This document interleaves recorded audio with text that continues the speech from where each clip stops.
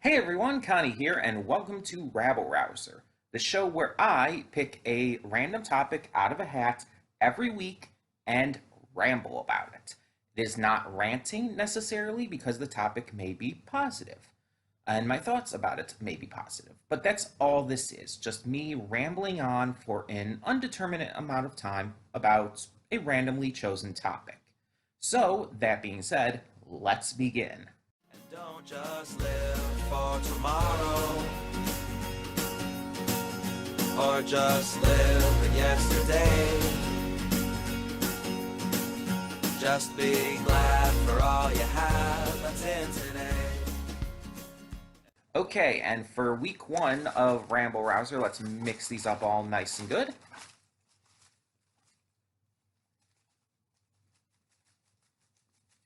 And this week's topic will be ah, I don't know if you can see that. Probably not.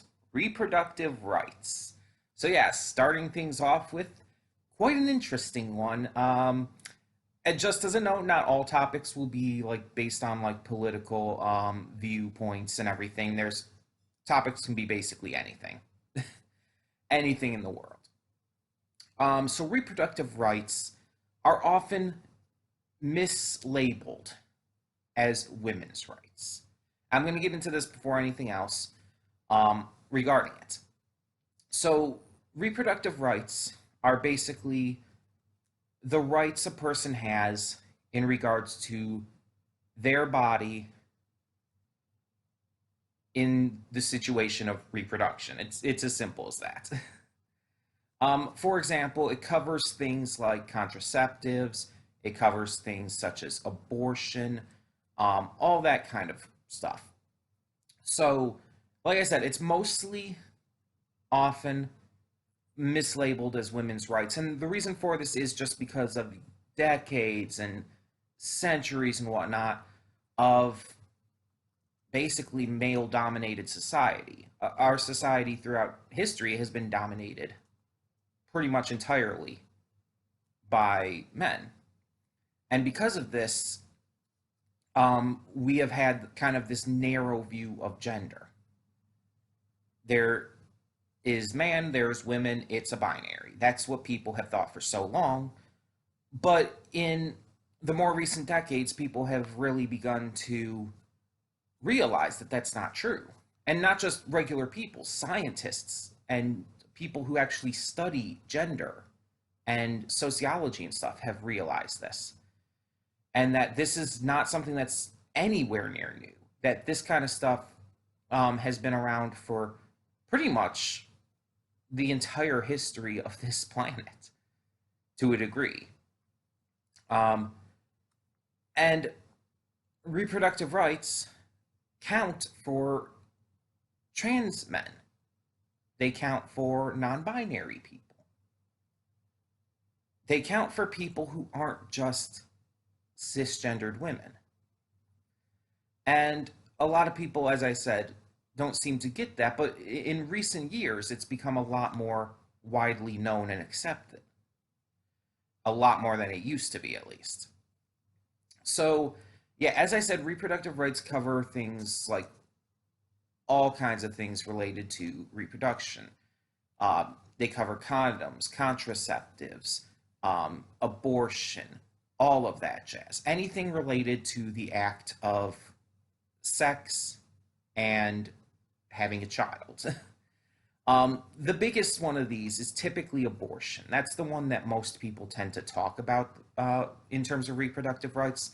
Like, one of the biggest, at least here in America, I know, probably elsewhere in the world, one of the biggest issues in this kind of, well, issue tends to be on whether or not abortion is ethical. There's one side that says that abortions, because they take place prior to any true growth of the child in the womb, because they kind of have to, really, um, that they are ethical because the child in the womb is not, well, a child yet. It's basically a clump of cells at that point. And it's not a living human being.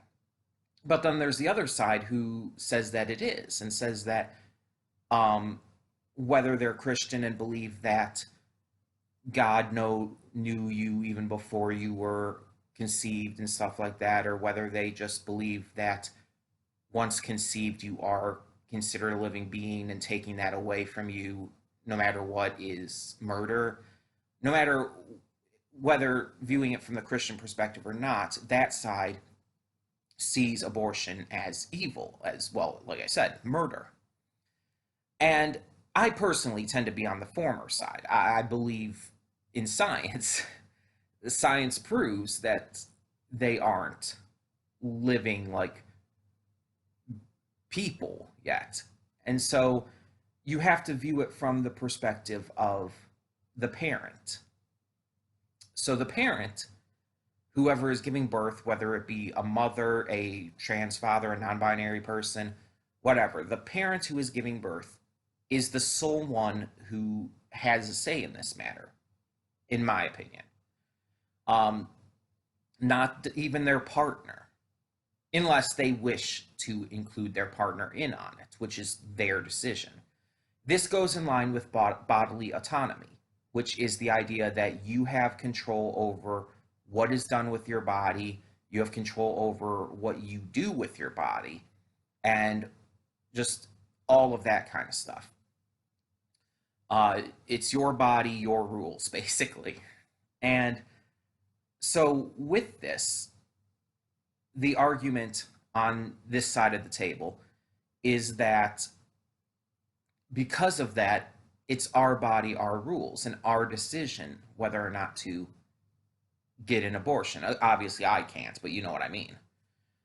So, because of this, we see it as like it's my body. But again, the other side sees it as no, it's also the body of this child you're killing. And again, I believe in the science side of things. I believe in the evidence and the proof we've gotten that says otherwise. Um, but yeah, so it's like with the parents who's giving birth, it's like they have the choice and they're choosing whether or not to terminate the pregnancy now or let it go on. And when an abortion is done, it's usually done really early on. The only time it's done in the later stages of pregnancy is when there is a significant risk to the parent who is giving birth, and or there is just basically no way that the child is going to survive, or even if the child is already basically provably like dead. um, which I guess would just be a miscarriage and all.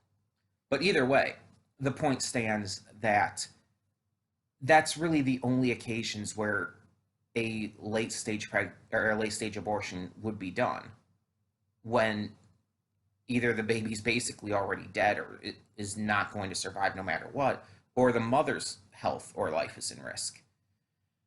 Well, parents, not just mothers, the parent who's giving birth. And so, because of that, it's honestly, like, in every way, kind of a valid thing to think about, don't you think? It's like the parent is, their life is at risk if they continue to go ahead with this pregnancy and everything. It's like, and it's, again, it's their body, bodily autonomy, so they get to choose. And sometimes it's actually both. Sometimes the parent's life and the child's life would be at risk. And so it's like it would just be a very bad decision to continue on with it. But that one, late stage abortions have a lot more nuance to them. Most of the time, when arguing about abortion, the sides are going on about the early stage ones, the vastly more common ones. And so yeah, it's a lot more cut and dry with that one because, as noted, science proves that at that point they are not yet living people. So yeah. But like I said, reproductive rights covers other things besides just abortion. It covers like condoms and contraceptives too. Like, do you remember in high school? Do you remember taking like a sex ed class? Did they ever give you like free condoms, or did you like your school nurse have them for free? It's like this is a weird thing I've always like heard about. I've never personally experienced it. I've never been to a school that did that, but like I hear about this all the time. Like it was pretty much a common thing from what I've gathered. And it's like, why? Like, here's the thing. I'm one of those people who has no issue with the idea of teenagers having sex as long as they are fully aware of the consequences of it, as long as they fully take precautions, like using condoms, and as long as they are aware that it could create a pregnancy and stuff. And they're ready to do either whatever it takes to make sure the baby is raised right or get an abortion or whatever. Either way, the point is, as long as they're both around the same age, so we don't have any statutory rape or any shit like that, and as long as they are fully aware of the consequences, take precautions, all of that jazz, then they're teenagers. It's fine. It's a lot of times it's gonna happen. But the idea of like schools giving out free condoms has always seemed a little weird to me. Like, I mean, it's a good idea because it encourages safe sex, which is fine, and that's always a smart idea, especially for younger people who aren't really ready for children yet. But it's always just seemed weird because a lot of these schools, a lot of these sex ed classes, like preach abstinence, you know, not having sex, but then they give away free condoms at the same time. It's like, do not have sex. Oh, but here, have a free condom in case you're going to have sex. It's like, what? Um, so it's always kind of made no sense to me.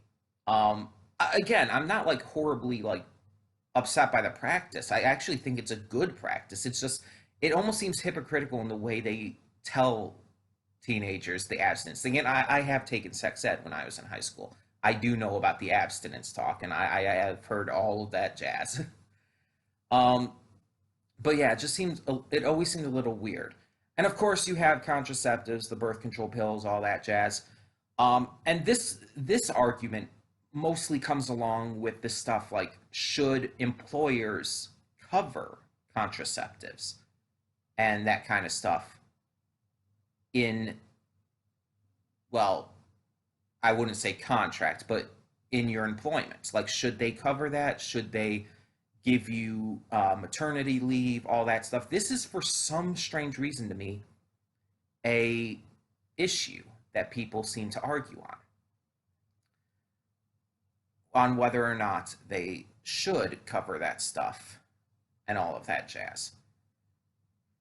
And my view on it is that one, maternity leave and all of that jazz, even paternity leave for the male parent or whatever else, just parental leave in order to take care of a child after it's born should be not only just, yeah, you should do that, but it should actually be mandated. If a parent has a child, no matter whether they're a male parent, a female parent, a non binary parent, they should be given time off if they request it. It should be mandated that the company or business or wherever they work cannot refuse that and cannot fire them for it. Because I've heard of that happening too. I've heard of businesses choosing to fire or let go employees because they've asked for parental leave. Because after taking parental leave, they were just like deemed unnecessary or whatever for the company. I've heard of shit like that. And it's disgusting. But it shouldn't be allowed. And companies, yeah, should mandate that. Now, when it comes to companies and all covering contraceptives and whatnot, um, and all of that, that's a little harder to say, at least for me personally, because it's like, yeah, that stuff's important and that should be covered by um, like health insurance and stuff. But when I've heard the arguments that companies should cover that with their benefits and all, it's like, eh, that's a little hard to say because at least for me, maybe I need to look into it more, like research it more and everything. But the idea of the company itself actually covering it instead of just general health insurance covering it seems weird to me. It seems like, yeah, I understand like stuff like other benefits they get, like dental or medical benefits or whatever like that. But covering contraceptives, it's like, yeah, that's kind of a big thing. That's kind of important. But it's like, why are businesses covering that in the first place? Why can't just regular health insurance just generally cover that? It's just like that should be automatically covered, right? That's just how I view it, though. Um, but either way, the point of all of this is that people should have their reproductive rights, and no matter who they are. Because again, like I said first in this, a lot of times people misconstrue reproductive rights as women's rights. And again, yeah, women give birth, women have to deal with contraceptives and stuff, but it's not just women. Trans men who are still able to have babies and whatnot will, in some cases, do so. There's been stories of trans men having babies. And non binary people, a lot of times, will also as well for plenty of obvious reasons. So it's like, why are they being left out of the equation? Why are we calling this women's rights when it clearly applies to men and non-binary people as well? And hell, even cis men have to deal with it in terms of, again, condoms and stuff and various other like fertility related things in terms of, well, to put it simply, their sperm counts and whatnot. Like men do take things to increase that kind of stuff and whatnot as well. And women who have that hardware down there. Yeah, and non-binary people as well. It's like just it covers everyone. Reproductive rights covers literally everyone. And again, they just a lot of people just seem to only concern themselves with women and only specifically with cis women in that argument. And it's really messed up in a way. It just really it like kind of dehumanizes a great amount of people because of that. So all in all, we need to look at reproductive rights as an all-encompassing set of rights, as something that affects everyone, cis and trans, men, women, as well as non-binary people. We need to encompass everyone in these rights, and people should get these rights. They should have the right to have abortions safely, of course. They should have the right to contraceptives. They should have the right to condoms and shit.